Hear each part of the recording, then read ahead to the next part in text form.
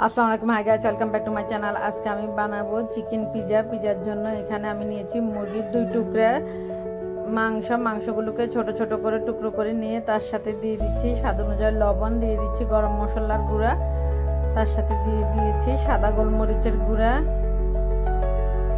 লাল মরিচের গুঁড়া, আদা রসুন,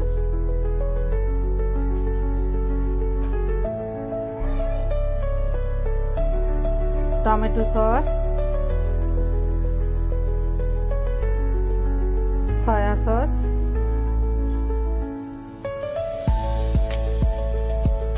এগুলো সবগুলো দিয়ে ভালো করে সবগুলোকে ভালোভাবে মাখাবো।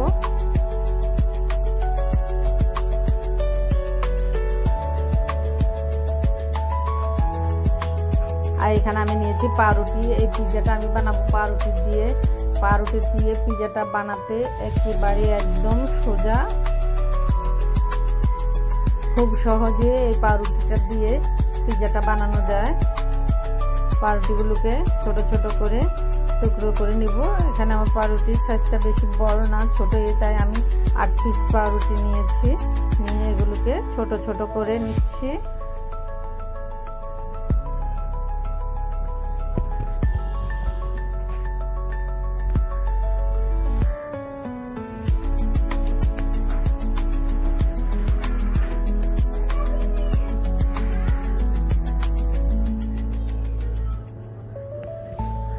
এবার এগুলোর সাথে দিয়ে দিচ্ছি আমি ডিম। এখানে আমি দিয়ে দেব 2টা ডিম।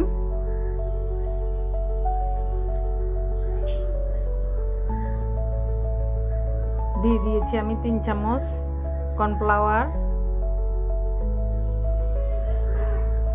এবার আমি এখানে 1 কাপ লিকুইড দুধ দিয়েছি, দিয়ে এগুলোকে মিশাবো।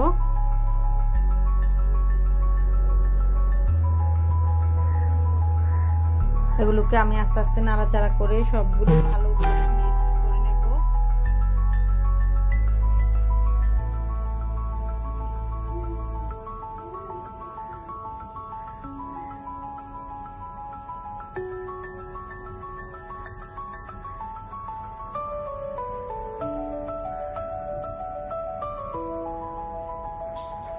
এগুলোর সাথে আমি আরেক কাপ লিকুইড দুধ নিয়েছি, ওই দুধটা দিয়ে এগুলোকে নাড়াচাড়া করে দেখুন পাউরুটিগুলো একদম নরম হয়ে গেছে, যেন সবগুলো একসাথে একবারে মিশে যায়। এই জন্য চামচটা দিয়ে আমি এগুলোকে ভালো করে ভালোভাবে নাড়াচাড়া করছি।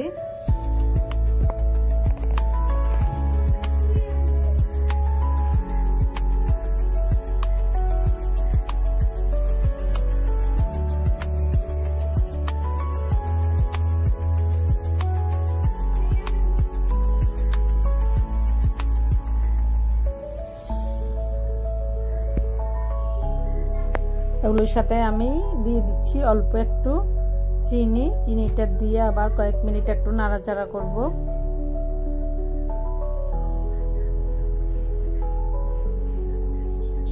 করে এবার এগুলোকে একপাশে রেখে এখানে আমি ফ্রাই প্যানের মধ্যে দিয়ে দিয়েছি বাটার। বাটারটা দিয়ে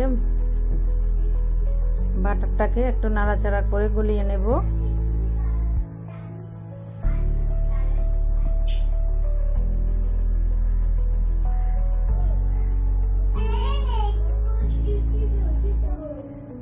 বাটারটা গলে গেছে, দেখুন আমি যে মাংসের কিমাগুলোকে মেখে রেখেছিলাম ওই মাংসগুলো এবার দিয়ে দিয়েছি, ম্যারিনেট করে রেখেছিলাম। এই মাংসগুলো দিয়ে এবার এগুলোকে নাড়াচাড়া করে ভেজে নেব।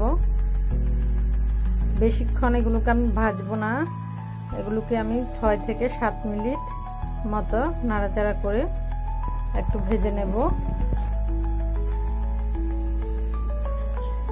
হয়ে গেছে আমার মাংস ভাজাটা। এবার আমি এগুলোকে উঠিয়ে নেব।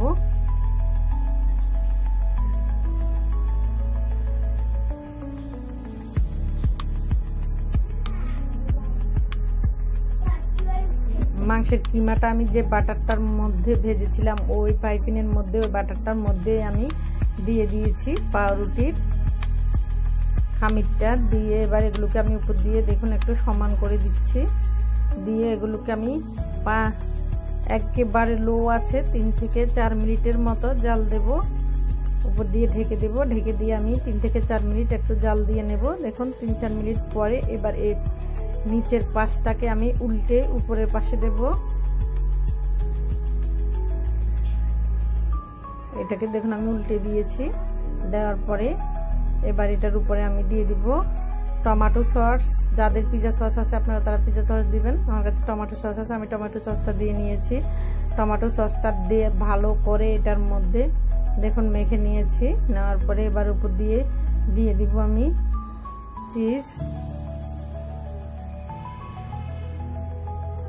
চিজটা। দেওয়ার পরে এবার এটার উপর দিয়ে দিব মুরগির মাংসগুলো।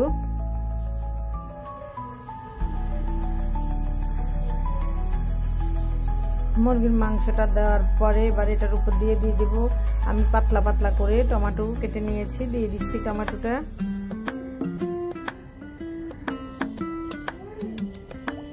এবার দিয়ে দিচ্ছি আমি পেঁয়াজ।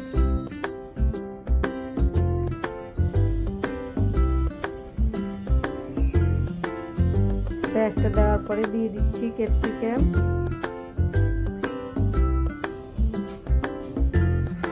এটার উপর দিয়ে আমি আবারও দিয়ে দিচ্ছি চিজ।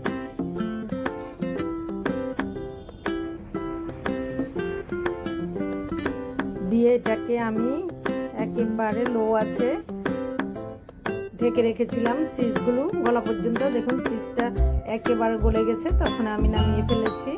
নামিয়ে এবার সবাই অনেক মজা করে খেলাম। সত্যি পাউরুটি দিয়ে যে এত মজার আর এত সুন্দর পিৎজা হয় না বাসায় না বানালে বুঝতে পারবেন না।